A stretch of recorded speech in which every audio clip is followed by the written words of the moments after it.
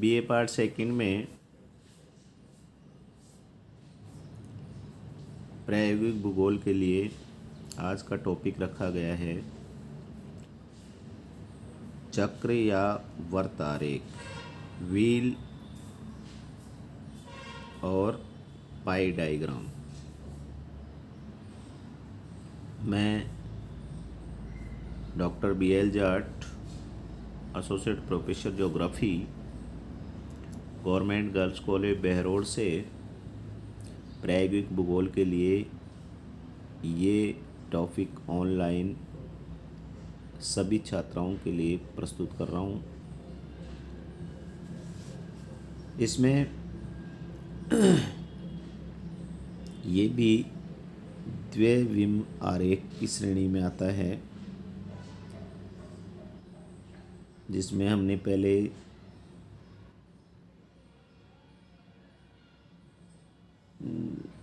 Square unit diagram पढ़ा पहला, दूसरा स्क्वायर ब्लॉक डायग्राम, तीसरा सिंपल रेक्टेंगुलर डायग्राम और इसका ही दूसरा भाग डिवाइडेड रेक्टेंगुलर डायग्राम की शीट हमने निर्मित की।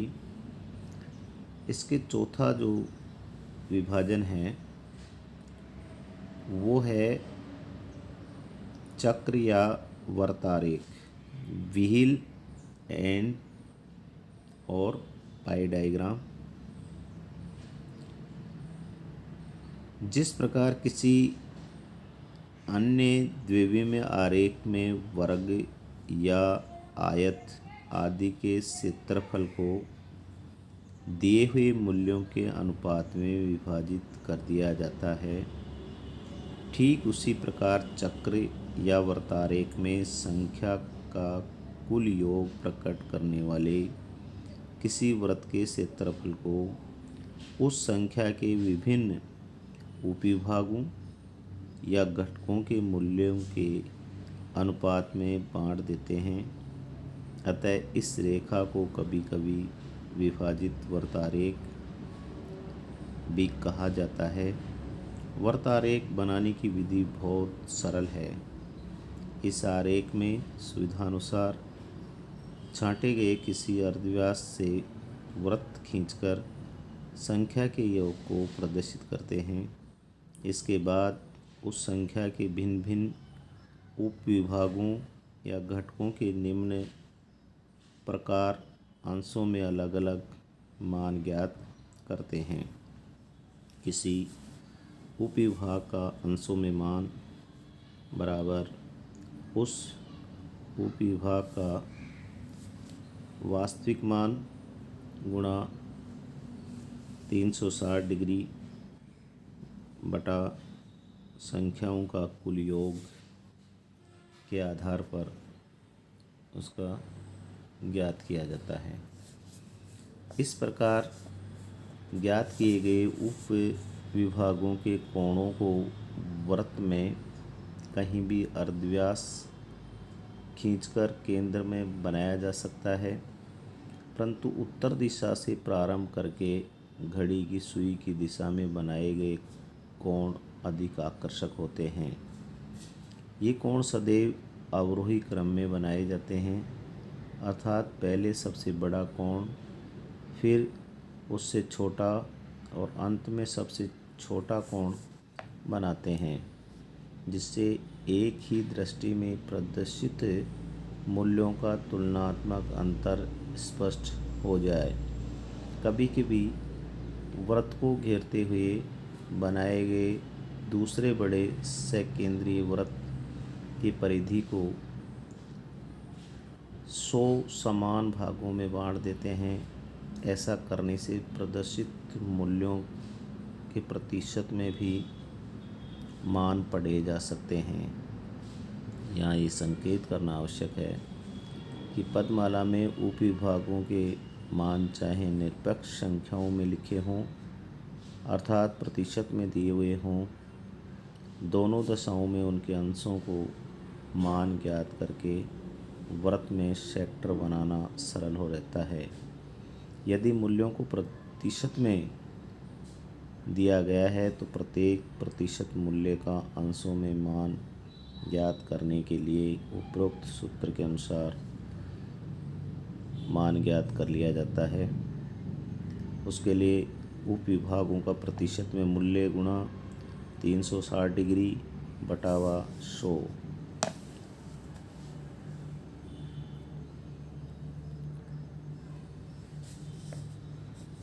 निम्न आंकड़ों की सहायता से वृत्त आरेख निर्मित करना है।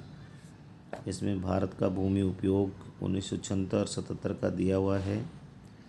भूमि का वर्गीकरण है एक तरफ, उसमें वन क्षेत्र हैं कृषि के लिए अपर्याप्त, प्रति के अतिरिक्त अन्य अकृष्ट भूमि है, प्रति भूमि है, क्रस्ट कल्टीवेटेड लैंड है, उसका योग टोटल आ रहा है, क्षेत्रफल करोड़ हेक्टेयर में है 6.68, ये तो वन भूमि है, और 3.95 ये नॉन अवेलेबल फॉर कल्टीवेशन है, और 3.36 ये अदर अनकल्टिवेटेड एक्सक्लूडिंग फॉलोइड लैंड है, और 2.040 ये है फॉलो लैंड प्रति भूमि है, और 14.02 करोड़ हेक्टेयर क्षेत्रफल है वो कल्टीवेटेड लैंड है। इस प्रकार से टोटल 30.41 करोड़ हेक्टेयर क्षेत्रफल है। उसको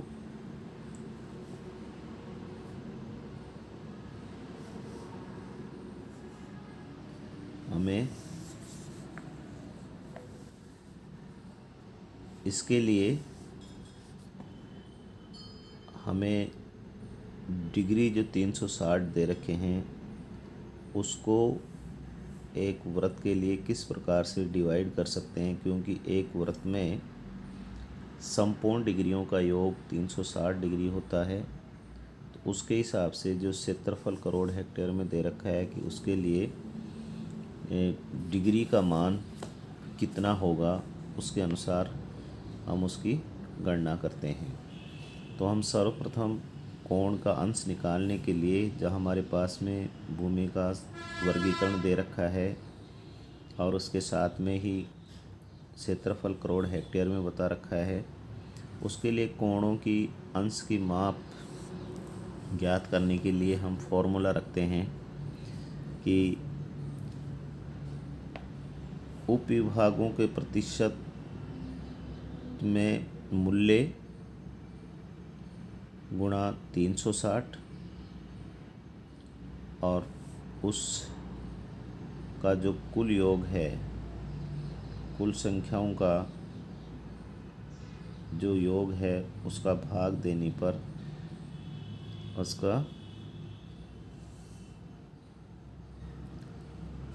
जो अंश की संख्या है वो ज्ञात हो जाती है।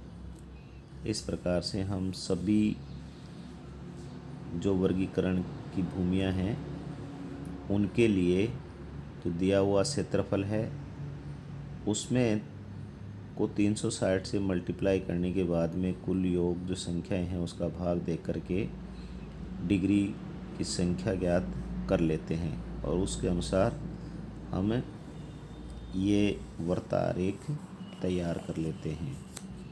इसमें डायग्राम के लिए कि land utilization in India 1966 and 77 के मध्य में हमारा ये जो आंकड़ों की रेंज के अनुसार जो क्षेत्रफल हेक्टेयर में दे रखा है उसको प्रदर्शित करने के लिए हमें अलग अलग डिग्री के कोण निकालने हैं और उसके बाद में उन डिग्रियों के अनुसार संपूर्ण वृत्त को डिवाइड करना है कोण बनाते हुए और उसके अनुसार उसके लिए अलग अलग सेट डालते हुए एक वृत्त आरेख या पाई डायग्राम या व्हील डायग्राम की रचना कर लेनी है। ये व्हील डायग्राम बनाते समय हमें पूर्ण रूप से ध्यान रखना है कि हमें शीट के जो शीर्ष भाग है उसमें हमारा हेडिंग आना चाहिए, चाहे अंग्रेजी में लिखा हुआ हो, कैपिटल लेटर्स में होगा, लैंड यूटिलाइजेशन इन इंडिया 1976-77 लिखा हुआ होगा। उसके बाद में उपयुक्त जगह छोड़ते हुए उसको सीट के मध्य भाग में, ऐसे भी नहीं है कि हमें सीट के नीचे के छोर में बॉर्डर लाइन के टच करते हुए उस वृत्त आरेख की रचना की जाए या फिर पूर्वी छोर पे या पश्चिमी छोर पर या उत्तरी छोर के ऊपर उसका निर्माण कर दिया जाए। वृत्त आरेख का निर्माण करते समय इस की पूरी सावधानी रखनी है कि हेडिंग एक उपयुक्त और बहुत ही निश्चित आकार के अक्षरों से हेडिंग लिखा जाना है। फिर वृत्त आरेख शीट के बिल्कुल मध्य में उसकी रचना की जानी है और उसको निर्मित किया जाना है, जिससे कि ये प्रदर्शित हो सके कि ड्राइंग का जो कायदा है वो सार्थक हो। कि अगर मान लीजिए पूर्व में बॉर्डर लाइन के सटता हुआ वृत्त आरेख बना दिया तो उसकी उपयोगिता हमें सही रूप से प्रदर्शित नहीं होती है। तो ड्राइंग के कायदे के अनुसार, मापदंडों के अनुसार हमें न ही सीट के उत्तर भाग में, न ही दक्षिण भाग में, न ही पूर्व की छोर पे, न ही पश्चिम की बॉर्डर लाइन के पास में उसका निर्माण करना है, जबकि उसको बिल्कुल उपयुक्त और मध्य के भाग में एक वृत्त आरेख की रचना करनी है। और रचना करने के बाद में उसमें सभी डिग्रीज के कोण लिखते हुए उसके लिए अलग से एक इंडेक्स बनाना है। इंडेक्स में अलग अलग प्रकार के, जैसे कल्टीवेटेड लैंड के लिए अलग सेट डालनी है, फॉरेस्ट के लिए अलग सेट डालनी है, नॉट अवेलेबल फॉर कल्टीवेशन के लिए अलग, और अदर अनकल्टिवेटेड एक्सक्लूडिंग फ्लोइड लैंड के लिए अलग सेट डालनी है, और फॉलो लैंड के लिए अलग इंडेक्स बनाते हुए हमें अलग सेट की रचना करनी है और वो सेट डालते हुए एक वृत्त आरेख का सर्जन करना है। और ड्राइंग बनाते समय बहुत ही शुद्धता का ध्यान रखना है, जिससे कि निर्मित किया गया जो आरेख है वो बहुत ही सुंदर और स्वच्छ दिखाई दे। मैं आज इस ऑनलाइन टीचिंग के माध्यम से मैं द्वितीय वर्ष की सभी छात्राओं को धन्यवाद दूंगा कि वो इस प्रायोगिक भूगोल के कार्य में शीट बनाते समय बहुत ही स्वच्छता, पारदर्शिता का ध्यान रखते हुए और शीट में पूर्ण रूप से मनोयोग रखते हुए इसका निर्माण किया जाएगा। और अक्षरों की स्टाइल इसमें जो लिखी जा रही हैं वो भी पूर्णतः इतने स्पष्ट और बहुत ही शुद्धता के साथ में होंगी।